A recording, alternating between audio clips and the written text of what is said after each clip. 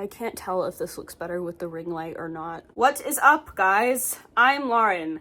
Insert cliche YouTuber introduction that I don't have but probably should here. Now, as you may already know, I am a woman-shaped being of many talents. I am an actor, singer-songwriter, video editor, general mischief maker, and as of today, a casting director. I think I am very good at casting people and things. I love imagining putting my friends in shows based on their personality, based on their voice, based on whatever, even if it's not necessarily the most obvious thing in the world, but just feels correct to me. This is me saying, please cast coloratura soprano Ellie Viana as Jed Fry in Oklahoma. And there is one actor in particular, one Scottish safety and sunshine, who has been subject to my fan casting wiles more than perhaps any other. It's David Tennant. Now, I have made YouTube shorts and community posts and Tumblr posts and the like, fan casting David and things before, and people always seem to really enjoy them. And I was trying to think of a pretty fun, stress-free video I could put out that's about something that scratches my brain real good, and I figured why not make this into a full video where I could talk about some of these ideas in a bit more detail. Now, based on David's personality, his taste in media, his various strengths as an actor, which I pointed out in my video essay a long time ago, I believe I have a pretty good sense of the kinds of roles that David would really enjoy playing. And I also thought this video would be a very fun excuse to talk about some of my favorite musicals and shows and movies and other things that I don't normally get to talk about. There's a lot of variety on this list. There's heroes, there's villains, there's really dramatic roles, and there's really funny ones. A lot of these roles have a really strong sense of theatricality and play and are just ones I think he would have a lot of fun doing. Other roles I think allow him to say something really interesting, whether it's about gender or fatherhood or the state of the world, or perhaps the character has a daughter who's usually played by an actress in her early 20s. Please. So I've broken this down into 3 categories, and originally I was just going to limit it to 10 fan casts per category, but the musicals category had by far the most characters I wanted to put in there, and both of the other categories didn't quite reach 10, so I let the musicals one go a bit over. Maybe I put 15. I combined the book adaptations category and the plays category into one because a lot of times they overlap. Then of course we have the musicals category because like that's my thing, I had to. And then the final category, which conceptually is my favorite, is live-action remakes that should only happen if David Tennant is in them. Because he's just that cartoonish. I did limit this to characters that I think David can play now or in a few years. So most of the characters on this list are usually played by actors in their 40s or 50s, maybe 60s. Yes, I too think about young David Tennant and Billie Piper as Emmett Forrest and Elle Woods in Legally Blonde every day of my life. But alas, it was not to be. Okay, I'm afraid I need to stop yapping and actually get down to business. I would, however, like to take this as an opportunity to mention that one time AQ 2003 on Tumblr told me they wanted me to play David's Cordelia after watching the video where I read for her, which is one of the best compliments I've ever gotten in my life. I would, however, like to talk about a couple in particular, starting with the one that I have been swinging hard for ever since Merlin and I had an extremely late night discussion about it while I was staying in London, and that is Antony and Cleopatra. Thinking about him doing this play with Freema Agyeman or Nina Sasanya or Kush Jumbo melts my freaking brain. Thinking about how David has talked about Macbeth and how he didn't feel traditionally masculine enough to play this character before he was cast, I worry, depending on how well he knows this play, that that's how he might feel about Antony. Which I would like to have a little talk with David about this, because if you actually pay attention to the way Antony is characterized in Antony and Cleopatra, the man is GNC as fuck. The entire point of Antony in Antony and Cleopatra is that he doesn't conform to the ideals of Roman masculinity. He is literally introduced, like the play literally opens with the other generals talking about how his romance with Cleopatra has shown that he is too soft and unmanly for his position. And from what I've seen from other productions of Antony and Cleopatra, he often gets portrayed in a very sort of traditionally masculine way. And I think David, knowing what he's managed to do with Macbeth and Hamlet and Richard II and so many of his roles, Shakespeare and non-Shakespeare, would do such an excellent job bringing out those subversive, slightly more feminine elements of Antony's character. He is one of the most sensitive and romantic and tender roles that Shakespeare ever wrote, but there is only one place where he gets to show that, and I think David would play that conflict between what Antony feels feels he has to be and what he truly is on the inside so beautifully. There is dialogue of such incredible sensuality and yearning in this play that I think David would just make pure poetry out of. I think about him reading the line, "Of many thousand kisses, this poor last I lay upon thy lips for too long." Are you guys seeing it? Are you seeing the vision? Like, there's literally a scene where Cleopatra talks about her carrying Antony's sword and Antony wearing one of her gowns, and like, it's described like off stage, but maybe I feel like David would be up for it. A problem that I have with a lot of productions of Antony and Cleopatra is that Cleopatra is often played like this dazzling goddess of a woman, and then Antony just never really equals that. He kind of just feels like some guy in comparison to her, which, like, in the text, like, the way Cleopatra describes him is in such larger than life, utterly enamored terms. I feel like Antony, like, has to be played by someone on that level. Like, when Cleopatra says the words, "His voice was propertied as all the tuned spheres," like, if she's saying that about David, I actually believe that. And his delights were dolphin-like, come on. Also, Antony is, like, literally described as having graying hair in the text, so David would finally have an excuse to stop dyeing his. David, please show us the silver temples again. For me. Gregory Doran, I am in your walls. Please make this happen. This next one has gained a lot of traction on Tumblr in the past year or so. I like to think it was because I mentioned it in my video essay. I really want David to play Arthur Parnassus in House of the Cerulean Sea if it ever gets a film adaptation or a TV adaptation, animated, live action, whatever, just as long as David is Arthur and Michael is Linus. Okay, first of all, tell me this physical description, aside from the hair being blonde, is not, like, David uncannily to a T. He was spindly. His light hair was a mess, sticking up at odd angles. It was starting to gray around his temple. His dark eyes were bright and glittering in the near dark. His aquiline nose had a bump in the center, as if it had been broken once, long ago, and never set right. He was smiling, his hands clasped in front of him. His fingers were long and elegant as he twiddled his thumbs. Like, that's David! I'm even more convinced of this after reading the second book that came out last year, which is actually from Arthur's point of view. Arthur would really allow David's kindness and gentleness as an actor to shine. I think he'd be so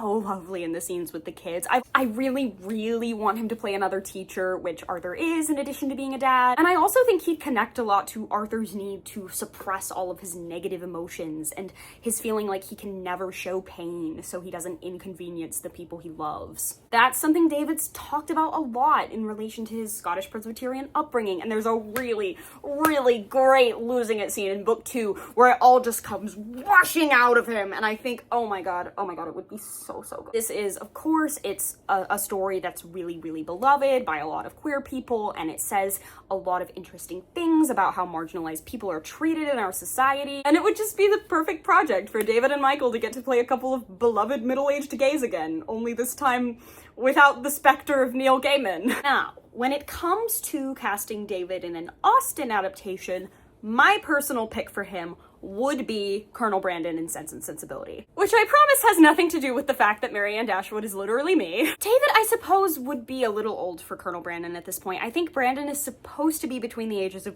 35 and 40. He just, like, seems old because you're looking at him mostly through Marianne's eyes. How old was Alan Rickman? Oh, he was 49. Okay. I mostly just think David would be really swoon-worthy in this role. Brandon is probably my biggest Austen crush, which I know, I might as well be wearing a billboard on my head that says, "I like old men." Brandon is just so lovely. He like Arthur, he's very gentle and tender and noble. He's great with kids, but he's also, like, kind of brooding and mysterious and tragic in a way that David would obviously be able to pull off really well. I'm obviously way too young to ever be cast as love interest with David, even probably like 5 or so years too young to even be cast with him in some of the romances that are, like, supposed to have larger age gaps. But a girl can dream. Oh, also the scene where Brandon is reading Shakespeare to Marianne in the movie. Now, this next one is huge for me. So freaking important. Please. Atticus Finch in To Kill a Mockingbird. This one I think is pretty popular. I don't remember anyone mentioning it before me, but I've seen a few people mention it since. This man was, predictably, my biggest fictional crush when I was 14 years old. Now, this is a character that I know David has a pretty strong personal connection to. I know he has cited To Kill a Mockingbird as one of his favorite movies. He's also been compared himself to Atticus Finch. I think Georgia mentioned it, like someone comparing him to Atticus Finch in like drama school in her podcast episode with David, which, my heart.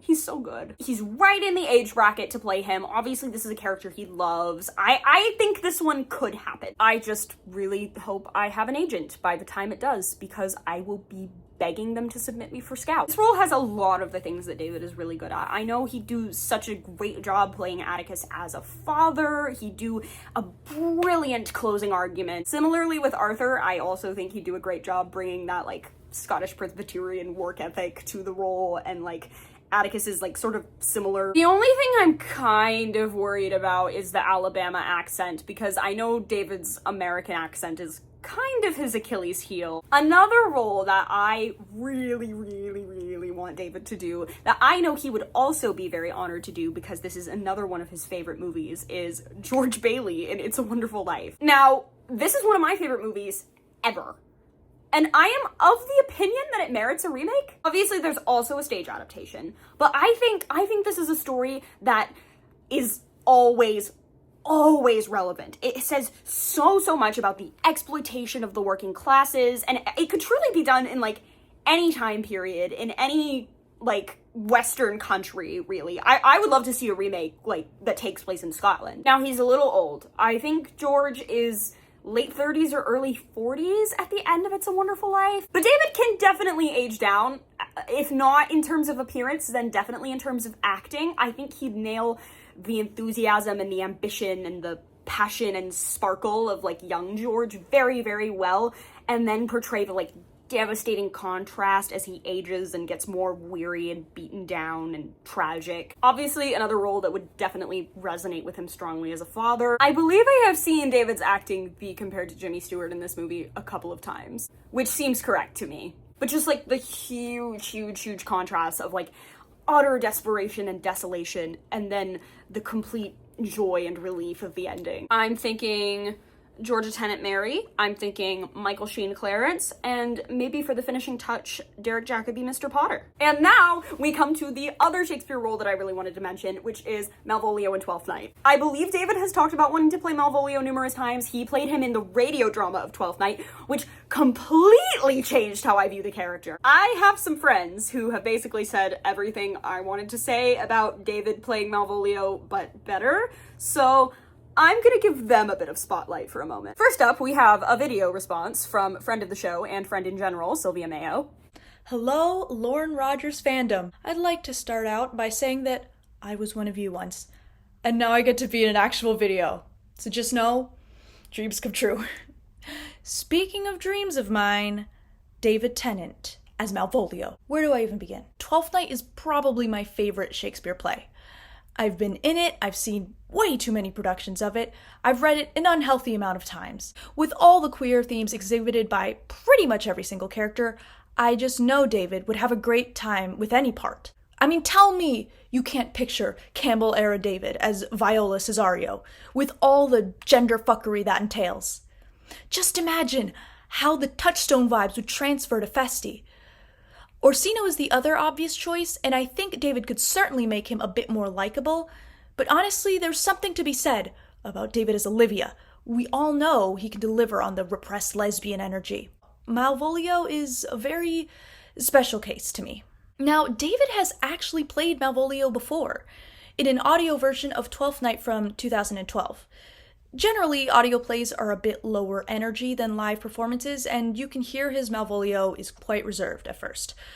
But then, the scene where he finds the letter happens, and honestly, David is just adorable. He's delighted and making all these lovely stimmy noises, and it is a bit heartbreaking. Now, I'll try not to get into the specifics of the plot of Twelfth Night too much, but Malvolio does not have a great time. Many productions try to fix this by making him particularly nasty, especially in the aforementioned letter scene. However, There was this 2017 National Theatre production with a female version of him, Malvolio, and it really emphasized the cruelty of what she endures, especially considering the sapphic implications. It's a bit depressing.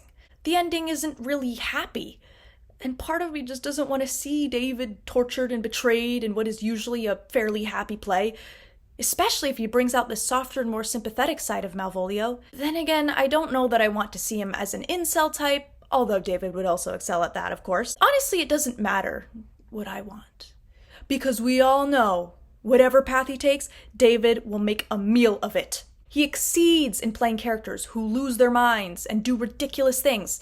I'd love to see him do any version of the stockings scene. He just looks great in stockings. I will be incredibly excited for any interpretation of Twelfth Night David might be cast in. Please, universe, give us DT Malvolio.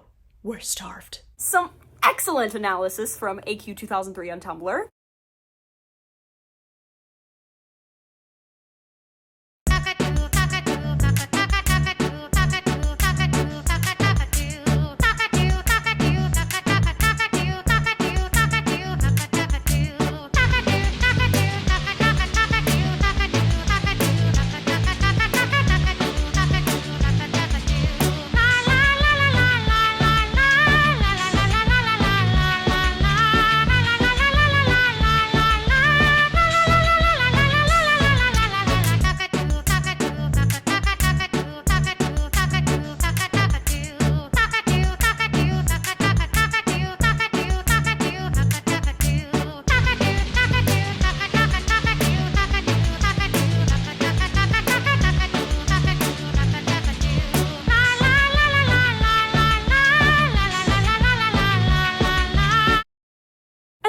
Some very astute remarks from Merlin, who is a Malvolio hopeful himself. And for the final role in the book adaptations/plays section, we have my dream Chekhov role for David, which is Dr. Astrov in Uncle Vanya, or alternatively, Dr. Astor in the extremely underrated contemporary adaptation Life Sucks. First of all, Astrov is one of the most sometimes baby girl as a middle-aged man roles ever. He's so sad, wet, pathetic. Tumblr would love him. Also, I am in the playing range for Sonia, so while we would not actually be love interests, I would get to unrequitedly pine over him, which I can do very convincingly. Astrov's usually in his 40s or 50s. The character description for Life Sucks has him as 52, broken, beautiful, dissatisfied, savvy, and sad. He cares deeply and oddly. My university did Life Sucks this year, and the guy who played Astor really reminded me of David. He was all like expressive limbs and big sad brown cow eyes. He like worked so hard and tries so hard to be a good person and leave a positive impact on the world, but his painful awareness of his own inadequacies like eats him alive. I just really want to see David in a Chekhov play because they're so about like the neuroses of the human mind, and I think that's something he plays so well and relates a lot to. I think the suitedness of David to this character is pretty obvious. Now it's time to put David in some musicals! Now, some thoughts before we get into this section. David's singing is clearly something he has a lot of insecurity about. He's been asked about the possibility of being in a musical a few times in the past couple of years, and his response has always been something along the lines of, if I could sing like Idina Menzel, I would do nothing but musicals. However, contrary to what people who aren't actively involved in musical theater as a career path might think, you don't have to sing like Idina Menzel to be in musicals. I will be the first person to acknowledge that David's voice does have its technical limits, but his voice, both in acting and singing, has always been incredibly expressive and textured, and I think there's lots of roles that don't have massive range demands or have to sound super conventionally pretty that he could nonetheless bring a lot of expression and depth to. Now, the majority of the roles on this list are written for baritones. I actually do think David is a tenor. His speaking voice has always sat really high, and if you watch things like the Loud House movie or his recent performance at the BAFTAs, it's pretty clear that he does have a lot of support and ring on those high notes. However, it is simply the way that musical theater is for most of history, that the majority of tenor roles in musical theater are either written for really young men, much younger than David, or like technical virtuosos. Luckily, David also has a really solid low range, especially after he hit like 45. He gained a lot of resonance below the staff. There's a lot of variety in the roles I've picked for him, but most of them do have something pretty important in common, and that's that they're much more about the language and the expression with which the words are delivered than vocal technique. I have seen a lot of these roles played with a very wide range of characterizations and vocal qualities, and I think there's absolutely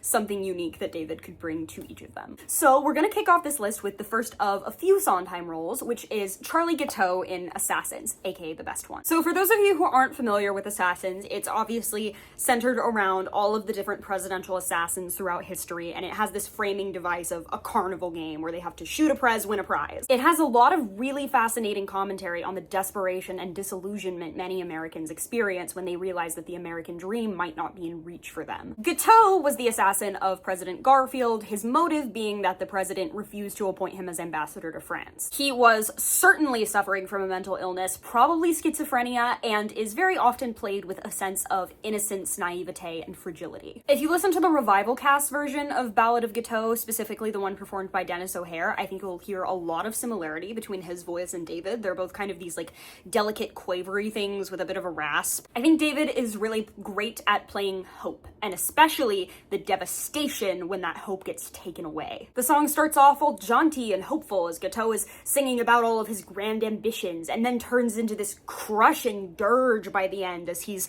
about to be hanged and he realizes that none of it's going to come true. What can I say? It's the perfect David Tennant losing it scene. This next one has been discussed quite a bit in the fandom, and it's the possibility of David playing the MC in Cabaret. I discussed this one a little bit already, but I felt like I had a little bit more to say. David, of course, has a lot in common with Alan Cumming, who is often considered the most iconic interpreter of the MC role. They're both Scottish and Royal Conservatoire of Scotland alums. They've both created several iconic queer roles and are very beloved within the community. They've got very similar kind of spindly physicalities and delicate voices and this capacity to be both friendly and mysterious, heartbroken and menacing. Cabaret deals a lot with ignorance and complicity within the rise of fascism, and of course David did Good a couple of years ago, which also deals very heavily with those themes. There are a lot of different interpretations that can be taken with the MC. He can be a victim of fascism, as he was in the 1990s version, or he can be its very embodiment, as he is in the current revival. And I think David could do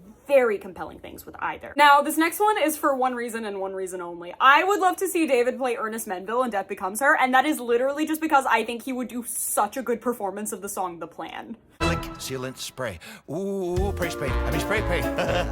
Here's the little spray paint. It's this very chaotic song where this character, who's a plastic surgeon, is trying to figure out a way to conceal the very conspicuous would-be fatal wounds sustained by his newly immortal wife and ex-fiance. And he's sort of stumbling around the stage while going back and forth between all of these different ideas and getting progressively more neurotic and drunk. It's such a silly song. I could see David performing it just as hilariously as Christopher Sieber, if not even more. Also, I know this isn't gonna happen because the two women in this show really do need to be like world-class vocalists, but I'm like imagining a version with Billie Piper as Madeline and Catherine Tate as Helen, and just that would be everything. This next one is quite special to me because I was in this show last year and I thought for the whole rehearsal process about how brilliant David would be in this role. It's the man in the chair in The Drowsy Chaperone. The thing I really, really love about The Drowsy Chaperone is that the whole plot is literally just an autistic person info dumping about their special interest. The man in the chair is this divorced, probably gay, middle-aged theater geek who puts on the cast album for his favorite 1920s musical, and you watch the musical being performed in front of your eyes, and he's like delivering commentary on the whole thing. The whole musical is a really interesting exploration of nostalgia and escapism and why we form the relationships with art that we do. I think David would do such a great job playing someone with this sincere, all-consuming, obsessive love for something, but also the increasing sense of neurosis and bitterness and loneliness that you see from this character throughout the show. There wouldn't be a lot of pressure on him vocally because the man in the chair is actually mostly a non-singing role. He only sings at the end of the musical for just a little bit. It is a ton of lines though, and he is quite isolated from the rest of the cast, so I don't know if David would like that, but I can't help but want him to want to see him play this role anyway. The next one is quite a popular one, and it's Marvin in falsettos, which is mostly popular because people would also like to see Michael Sheen play Whizzer. But I think David would do a great job with this role. I think it's one of the more grounded musical theater characters he could play. It's really not the most showy role in the world. I think he'd really love digging into all of the themes of the play about fatherhood and queerness and masculinity. Marvin actually reminds me a lot of Simon from There She Goes, where he starts off as this quite repulsive failure of a father and partner, and you really get to see him grow throughout the show and really learn to appreciate and care for the people around him. He has two really gentle, lovely songs called Father to Son and What More Can I Say? One's a love song to his son, one's a love song to Whizzer, and I think he could deliver both of those so gentle and heartfelt. And obviously, David and Michael, What Would I Do? It would end my life. Buddy or Ben in Follies. Now, David might have to be a little older for this one because I think the characters in Follies are supposed to be in their early 60s. Follies is another Sondheim musical. It tells the story of a group of aging vaudeville performers who reunite and all of the painful emotions and lost loves that get dug up from that. Now, Ben is the first character that I imagine David playing because he kind of reminds me of Phileas Fogg. Their stories both very similarly revolve around a sense of regret and loss for all of the missed opportunities of their past. Ben's song, The Road You Didn't Take, I've actually seriously considered making a Phileas edit with at some point. And of course he also has that incredible losing it scene, which forms the climax of the show. Now, originally I was just going to talk about Ben, but reading Buddy's character description, he actually might be an even more obvious fit for David. A handsome, charismatic man with a sad face wrinkled from years of too much smiling.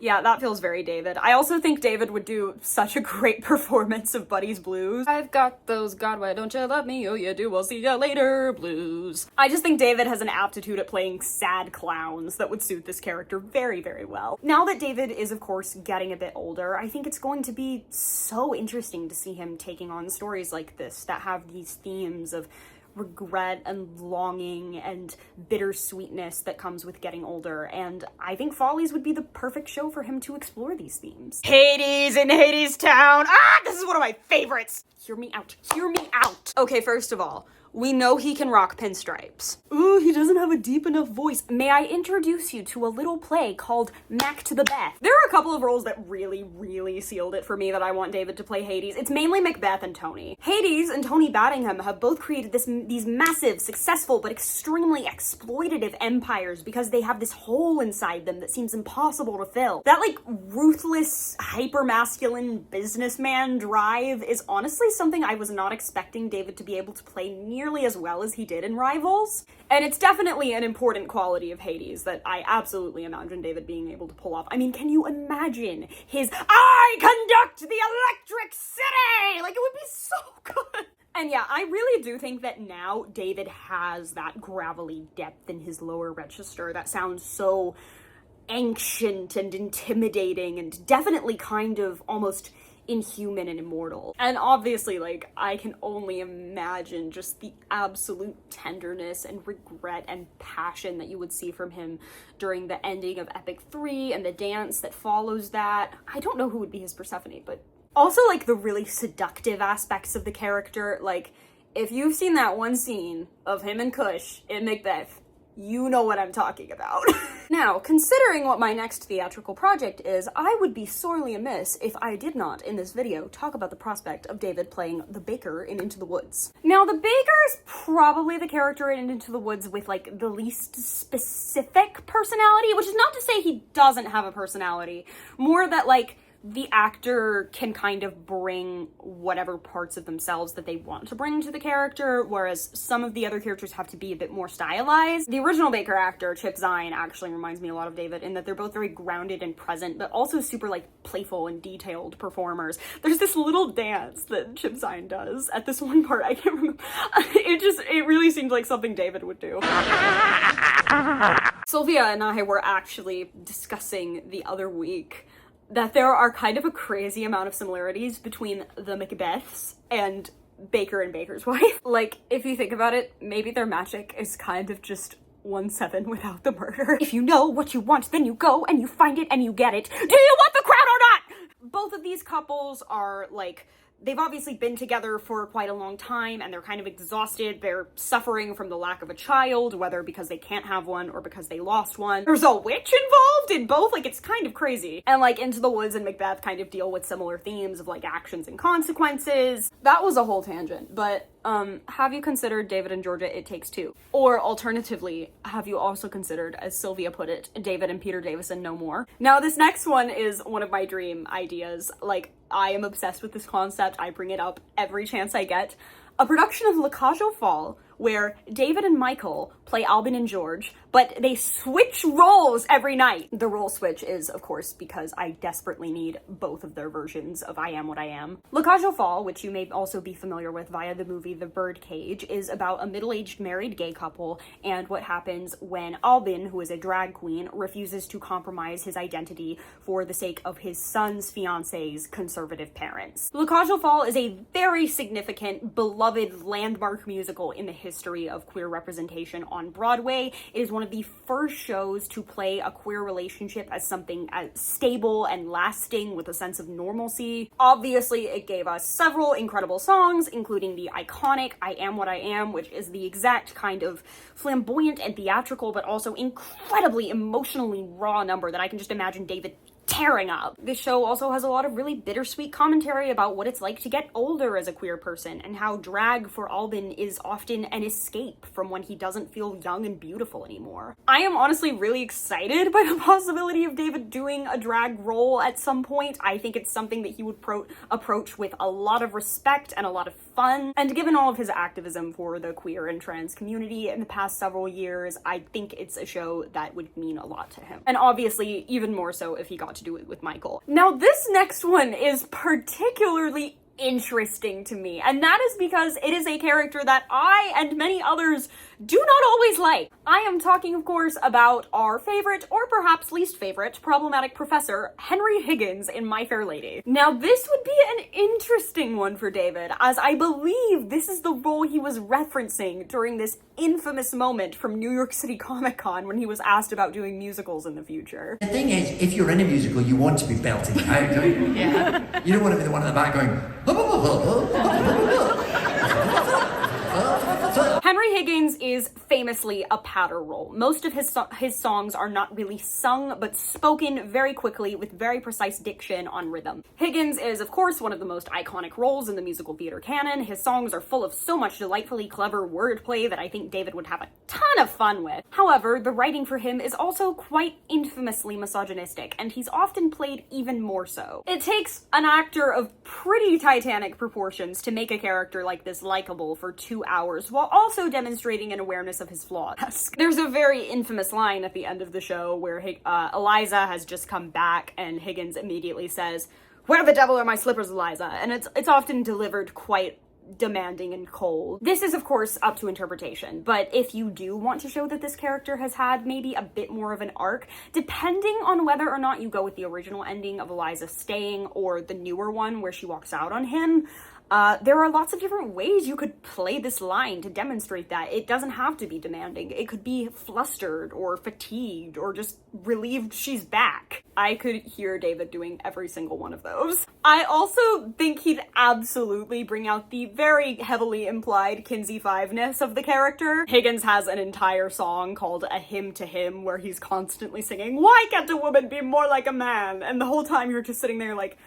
Henry, my guy, is there something you want to tell us? There's just some delightful, delicious deliveries I can hear David doing in my head. And yes, I do want to play Eliza Doolittle with him, but that's obviously not going to happen. And now I get to talk about one of my absolute favorite musicals of the past few years, Operation Mincemeat. Operation Mincemeat is an incredibly hilarious, clever, and unexpectedly touching musical retelling of the infamous World War II operation, which involved planting a corpse in Spain in order to get the Nazis out of Sicily. The many characters in this show are all shared by 5 actors, each of whom gets to play both men and women at least once. Now, the cast, as of this current point, is skewing a bit young. It's a very high energy show, so most of the actors are under the age of 40, I believe. The role of Charles Chumley absolutely feels like a very sort of quintessential David Tennant role to me, with how nerdy and geeky and neurotic and delightful he is. I, of course, made an edit of his song Dead in the Water with Phileas Fogg, maybe the most autistic coded man in recent musical theater memory. However, I won't be talking about him much because Chumley is supposed to be very young. I believe he was only in his 20s when the actual operation was conducted. So instead, I'm going to talk a little bit about the probably not very likely, but very fun to think about possibility of David playing Hester Leggett, who is the other traditionally male cast role in the show. She is the sort of prim, uptight, middle-aged secretary whose role was originated on the West End by the currently Tony-nominated and fabulously talented Jack Malone. The role of Hester has been called the heart of this musical. She has been praised by many in the theater and the queer community for being an example of a role of a woman being played by a man that is never once played for laughs. In fact, she gets the most heartbreaking song in the show, which has gone on to become its signature song, Dear Bill. This is a 6-minute song in which Hester composes a love letter that is meant to be planted on the corpse that is going to be landed in Spain, and she is drawing from her own experiences of writing to the loved one that she lost in World War I. It is such a subtle and tender and specifically written song. Both of the times I saw Operation Mincemeat in London and in New York, it got the longest applause of the show. I could hear sniffles throughout the entire crowd. Obviously, I think David would perform that song beautifully. I'd love to see the kind of voice he'd do for Hester and get to use a bit of his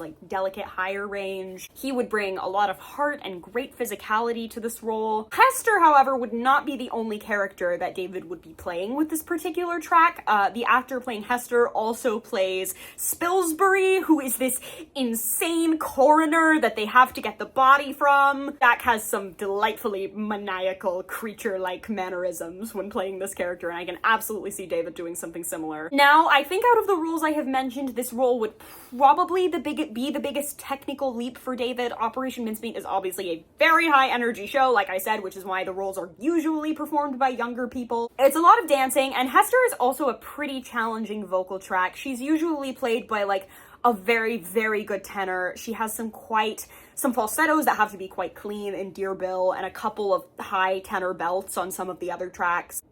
I wouldn't put it past David, though, and I'm sure whatever technical shortcomings he'd have, he'd absolutely make up for it with the heart and humor and humanity that he'd put into his performance. Okay, next up is a big one. Sweeney Todd, baby!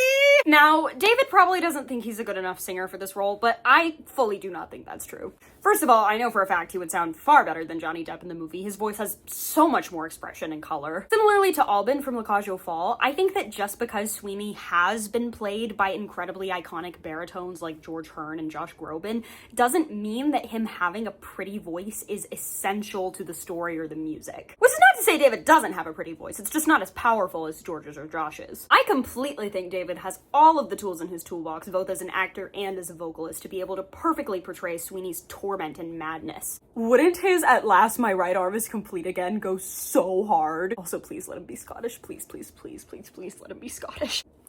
Honestly, I would love to see Catherine Tate or Billie Piper play Mrs. Lovett, and I think with both of them, David would have incredible chemistry and really sell the wit and wordplay and camaraderie of a little priest. In general, I think David would have so much fun with pretty much any of Sondheim's roles because it's so similar to Shakespeare. They both allow the actors to bring so much of themselves to the roles. There's so much creative freedom and variety of interpretations that you can do. It's all about the wordplay and the inflection and how you color the phrases, and David has always been so good at that. Epiphany is obviously the ultimate David Tennant losing it scene. We have discussed this. And the very last musical theater role that I wanted to mention wanting David to play would be the Wizard in Wicked. I mean, David obviously wants to play Elphaba, which, sure, why not? But honestly, since he seems to be such a Wicked fanboy, I think this would be kind of the perfect way to ease him into his musical theater era. The Wizard, of course, is usually a celebrity stunt cast who's not necessarily known for their singing ability, but the role would make good use of his comedic timing, his charm, his skill at playing moral ambiguity. My master plan is to get cast as Elphaba on the West End and then beg the producers to cast him as the Wizard, which is probably not how that works, but a girl can dream. And now we come to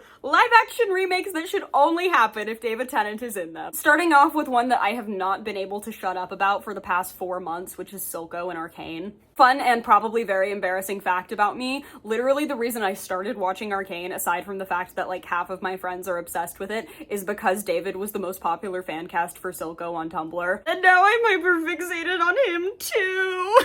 In terms of villains I want David to play, Silco is absolutely at the top of my list. I mean, there's obviously a bit of physical resemblance there, but he also just has so many of the characteristics to me that, like, make an ideal David Tennant role. I actually did a Venn diagram a few months ago that's just Tony Battingham, Macbeth, and Crowley with Silco in the middle, and like all of the characteristics he has that those three characters have. Certainly based on the past, like, morally darker roles he's done, I absolutely think David would do such a good job of selling Silco's combination of calculated coldness and burning revolutionary fervor. He's kind of in the queer-coded villain category in terms of his, like, delivery and mannerisms, which I think David would have a lot of fun with. His movements are so, like, graceful and sinister at the same time in a way that David can very much pull off.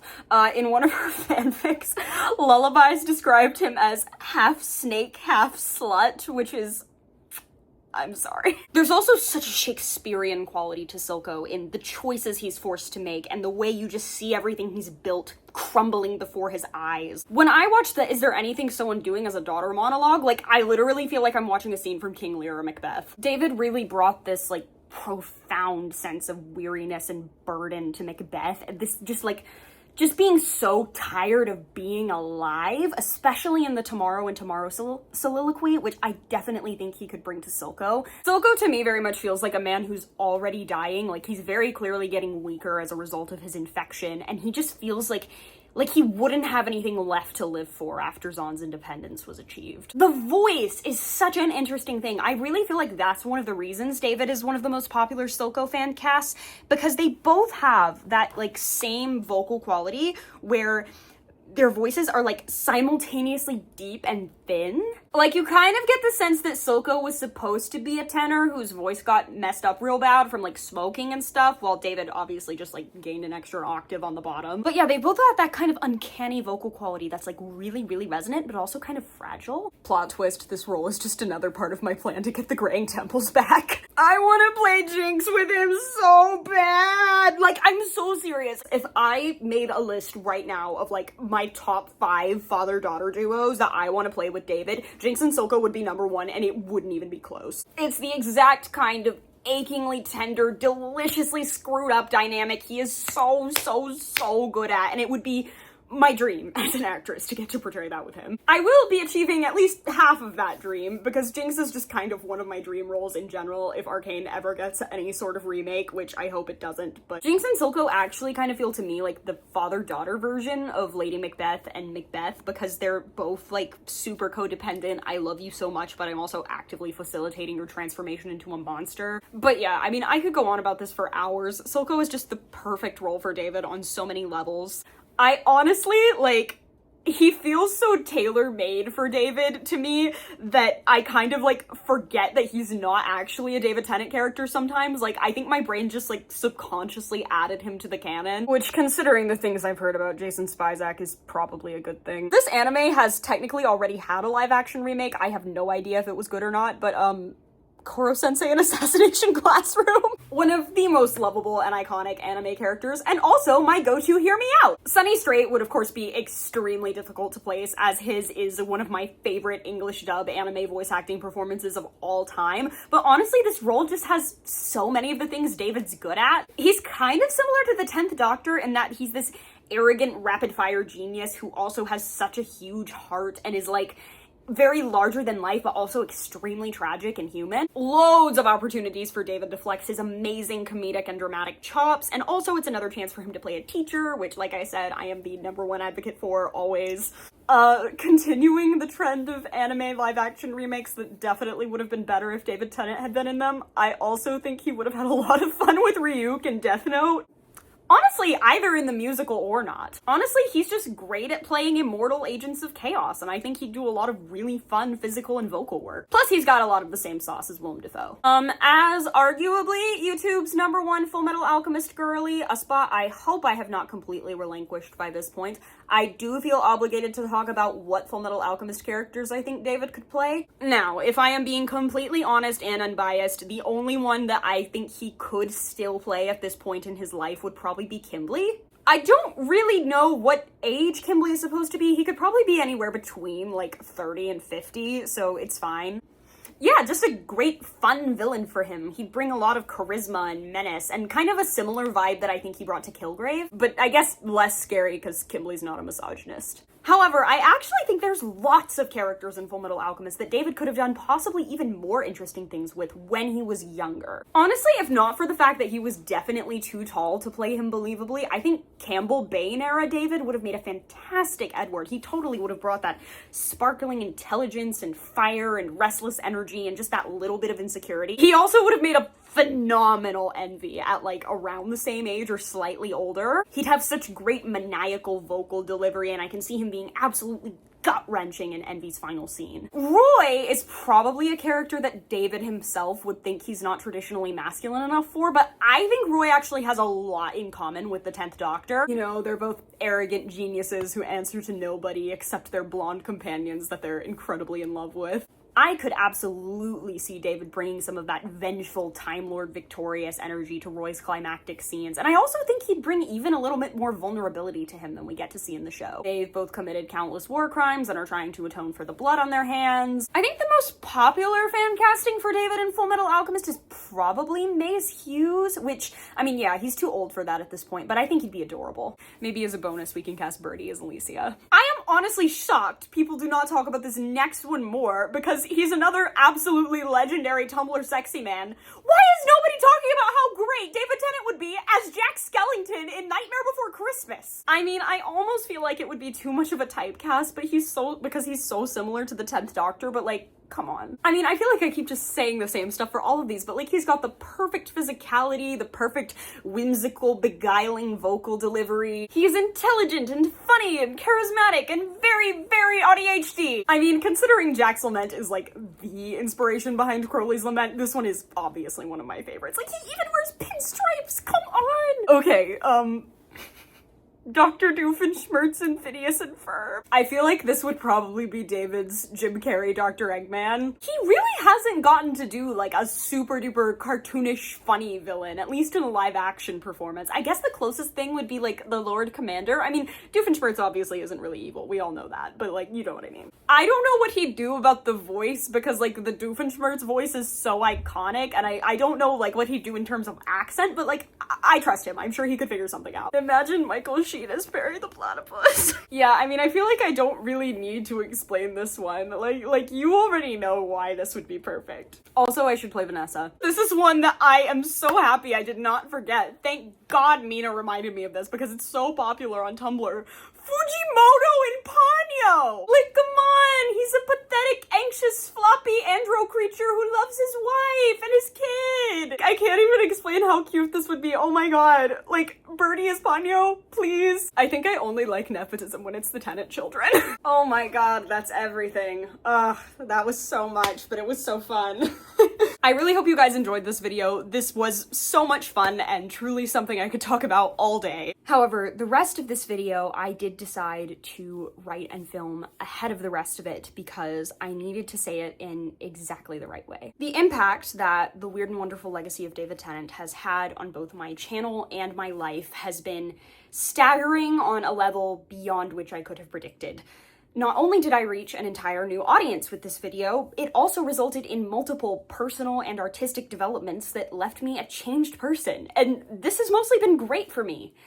It has also created a lot of pressure. I gained a reputation for being the David Tennant Girl, and at first, nothing could have made me happier. After all, he proved an endless source of inspiration, and still does. What's more, during an extremely insecure period of my life as an actor, here was another anxious, probably neurodivergent, often deemed too much performer I could look to as evidence that the industry had a place for me. But what started as a blessing eventually became a bit of a curse. And it happened so slowly that I didn't realize it until it was too late. When you create what is considered to be one of a fandom's defining documents, it creates expectations. All of a sudden, you're an expert, a trusted voice, which intensified even further after David became aware of my videos. People wanted to know what I had to say about other pieces of David's media, so I made a follow-up. Pretty much every time David had a major role or appearance, I was asked for comment, and eventually it got a bit tedious. I loved Rivals and had plenty to say about it, but I didn't have the energy or time in my schedule to do so.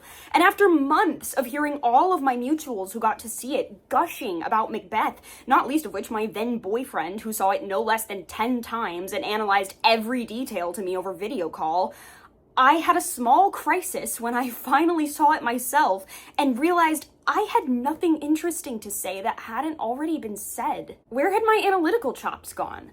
If I had no fresh insight about one of the best performances of my favorite actor's career, did that mean I would never have one again? What's more, David had gone from being a healthy and inspiring role model to an impossible standard I felt I, as someone with similar traits and interests to him, had to live up to in order to be a successful and likable person. I had to be as nice as David, as smart as David, as talented and funny and articulate and effortlessly charming. After all, the only way a neurotic little freak like me could possibly become a beloved artist was by being everything to everyone all of the time. And when I consistently and inevitably wasn't, I was vicious to myself. I dated a person who'd run in circles with David for several years, and I spent so much of our relationship afraid that deep down he'd never find me as wonderful as the person who brought us together. I got to go on my dream study abroad trip last summer, a 4-week Shakespeare intensive in London culminating in a performance at the Edinburgh Fringe Festival, and I spent a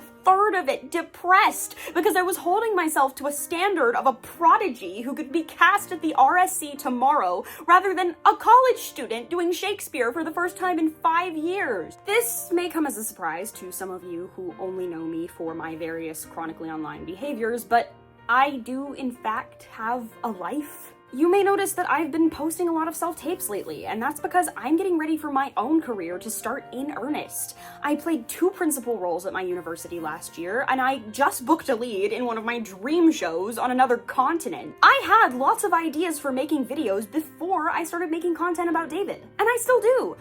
But it seems like every time I go out of my comfort zone or present myself as Lauren Rogers, the actor and singer-songwriter in her own right, rather than just Lauren Rogers, the David Tennant fangirl, people just don't seem very interested. Judging by the non-response to the 4 Fullmetal Alchemist demos I uploaded, it doesn't even seem like that's a reliable source of engagement for me anymore. And after getting monetized, it was a lot harder to motivate myself to make something new and challenging that would only get me 200 views when I knew I could get 2,000 if I just made another video about David Tennant. And when you're a creative person hoping to make a mark of their own, that's really discouraging. What if people only find me interesting when I'm talking about someone else's accomplishments rather than when I'm having my own? Special interests are a beautiful, beautiful thing, and mine with David will always be something I treasure. But I don't want to define myself by it to the point where it stops being fun. I made Weird and Wonderful Legacy because I was truly and deeply inspired by something. Not to put more burdens on myself than I already had, or to be put on a pedestal that I didn't ask for. There are frankly people in the Tumblr fandom these days doing way smarter and more creative things related to David than I've done in months. And I'm trying really hard to be chill with that, because I'm not gonna have the mental capacity to create my own stuff if I turn my happy place into yet another competition. I'm obviously not leaving the fandom, and I still want to make videos about David when I feel inspired to do so, or else you wouldn't be watching the one I'm making right now. And I'm okay with that, because developing even worse imposter syndrome, the very thing David himself struggles with constantly, just because I'm somehow not good enough at being a fan and/or mini-me of him, is probably the last thing David would want. And I do think I have things to offer that aren't just tied up in my interest in another person. I may not have the biggest subscriber base, but the people who stuck with me have really stuck, and I don't think they would have if I didn't. And I hope you guys keep sticking with me as I continue to find my own creative voice, whether it's through performing, composing, AMVs, video essays, or something else entirely. Because what I want most of all, and what I don't want to let anything hold me back from, including myself, is to have a weird and wonderful legacy that's mine.